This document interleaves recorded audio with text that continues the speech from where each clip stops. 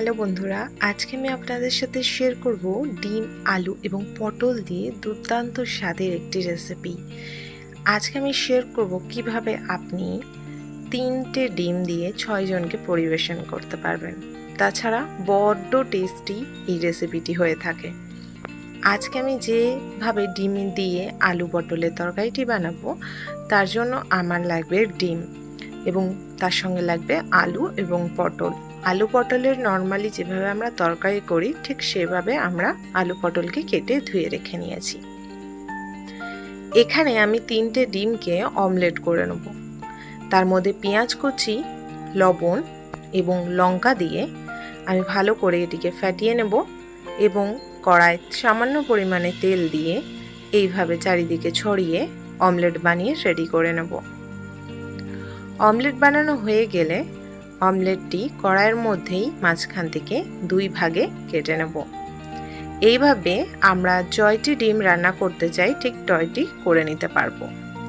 আপনি যদি চান গোটা গোটাও ডিম কিন্তু এই রেসিপিতে ব্যবহার করতে পারেন, কিন্তু আপনি যদি চান এটি মাঝখান থেকে কেটে দিলে বেশি সুন্দর লাগবে। আপনি একটা জায়গায় দুটো পরিবেশন করুন, কিন্তু এইভাবে কেটে ছোট ছোট করে দিলে দেখতে বেশি সুন্দর লাগে। ডিম আমার ভাজা হয়ে গেছে, আমি এটি তুলে নেব এবং সেম কড়াইয়ের মধ্যেই আমি রেসিপিটি শুরু করব। সবার প্রথমে পরিমাণ মতো সর্ষের তেল দিয়ে এখানে আমি জিরে ফোড়ন দিয়েছি। এখানে 5 ফোড়ন দিইনি, যেহেতু এখানে আমি ডিমের ঝোল করছি। আর 1 নম্বর কথা, এখানে আমি গরম মশলা দেব, তাই এখানে আমি জিরে ফোড়ন দিয়েছি। এখানে 2টি মিডিয়াম সাইজের পেঁয়াজকে খুব ভালোভাবে ছোট ছোট করে কুচিয়ে নিয়েছি। তেল গরম হয়ে যাবার পর এখানে আমি জিরে দিয়ে তারপরে এখানে আমি পেঁয়াজগুলো তুলে দিয়েছি। পেঁয়াজগুলো হালকা করে ভাজবো এবং পেঁয়াজ হালকা করে ভাজার পর এখানে আমরা আলুগুলি তুলে দেব। এই যে রেসিপিটি, এটি আপনি পরোটা, রুটি, লুচি, ভাত সবার সাথে পরিবেশন করতে পারবেন। এখানে আমি 2টি তেজপাতা দিলাম। যেহেতু তেল প্রচণ্ড গরম হয়ে গেছিল, তাই পেঁয়াজ দেওয়ার পর আমরা তেজপাতাটা দিলাম। না তো তেজপাতার যে ফ্লেভারটা আসার জন্য আমরা রান্নায় ব্যবহার করি সেটা তো আসতো না, উল্টে তেজপাতাটা পুড়ে গিয়ে তেলে একটা বিচ্ছিরি গন্ধ হয়ে যেত। আচ্ছা, তারপরে আমরা এখানে তুলে দেব আলু, যেহেতু পেঁয়াজগুলো হালকা ব্রাউন হয়ে গিয়েছে। আর যেটুকুনি ভাজার আলুর সাথে যখন আমরা এটাকে ভাজবো, মশলা কষাবো, তখন পুরোটাই ভাজা হয়ে যাবে। এবার আমরা আলুগুলো তুলে দেব এবং আলুগুলোকেও ভালো করে মিক্স করে ব্রাউন হওয়া তক ভাজবো। মানে যতক্ষণ হালকা হালকা লালচে লালচে কালার আসবে না, ততক্ষণ আমরা এটাকে ভেজে নেব।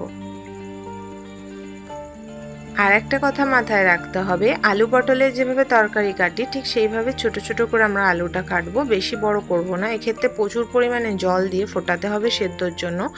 আর এক্ষেত্রে ডিমটাও কিন্তু ভাত ভাতে হয়ে যাবে। আর ডিমটা যদি একটু পরে দিতে চান তাহলে ডিমের যে ফ্লেভারটা সেটা ঝোলে মেশে না। আচ্ছা, এখানে বড় পটলগুলো আমি দেখুন 3 ভাগে ভাগ করেছি, সেই অনুযায়ী কাট করে আপনারা নিয়ে নেবেন। ভালো করে পটলগুলো এবার তুলে দিয়েছি। যখন আলুগুলো হালকা লাল লাল হয়ে গেছে, তারপর পটলগুলোও তুলে দেওয়ার পর আমি পটলগুলোকেও ভাজবো। আচ্ছা, এবার এতে আমরা নুন, হলুদ দিয়ে দেব। চলুন পটলটাকেও ভেজে নেওয়া যাক। পটলটাও ভালোভাবে ভাজা হয়ে গেছে, এর কালারটা টোটালি চেঞ্জ হয়ে গেছে। এবার এতে সব রকমের মশলা আমি এক পর এক দেব এবং ভালো করে কষিয়ে নেব। সবার প্রথমে এখানে আমি দিচ্ছি 3 চামচ আদা রসুন আর শুকনো লঙ্কার পেস্ট। ভালো করে পটল আলুর সাথে মিশিয়ে নেব এবং মশলাটাকে কষাবো। মশলা কষানোর সাথে সাথে এখানে আমি আরও সব গুঁড়ো মশলা এবং নুন হলুদ অ্যাড করব। এবার আমি এখানে অ্যাড করব স্বাদ অনুসার নুন এবং তারপরে দেব 1 চামচ হলুদ গুঁড়ো। ভালো করে এটিকে মিশিয়ে নেব এবং তারপরে এখানে আমি এক পর এক আরও সব মশলাগুলো অ্যাড করতে থাকব। এবার আমি কড়াইয়ে সামান্য পরিমাণে জল দেব, 2 চামচ মতো, এবং সব মশলা একসাথে মিশিয়ে নেব। এতে আমার আদা রসুন দেওয়া আছে, তাই একটু ভালো করে কষিয়ে নেব। ভালো করে কষানোর পর এখানে আমি দিচ্ছি সামান্য পরিমাণে চিনি ধরতে গেলে 2 চিমটে। হাফ এখানে দিচ্ছি টমেটো কুচিয়ে, টমেটো দানা ফেলে দিয়েছি, এবং লঙ্কা, কাঁচা লঙ্কা এবং রেড কাশ্মীরি চিলি পাউডার সম্পূর্ণ কালারের জন্য। সবগুলো দিয়ে আমি আরেকটু কষাবো। আর এই সময় আমি এখানে দেব 2 চামচ জিরে গুঁড়ো এবং 1 চামচ ধনে গুঁড়ো। এই গুঁড়ো দেওয়ার আগে আমি একটুখানি জল দিয়েছি, ওই 3 চামচ 4 চামচের মতো, যাতে ডাইরেক্ট শুকনো শুকনো মানে গুঁড়োগুলো গরম কড়াইয়ে গিয়ে জ্বলে না যায়, তার যে টেস্ট স্বাদ সেটা যেন আসে, এই কারণে। এবার এটা দিয়ে আমি সামান্য পরিমাণে আর এটাকে কষাবো, এবং যে জলটুকুনি আমি দিয়েছি সেটা শুকিয়ে গেলেই আমি এখানে জল ঢেলে দেবো।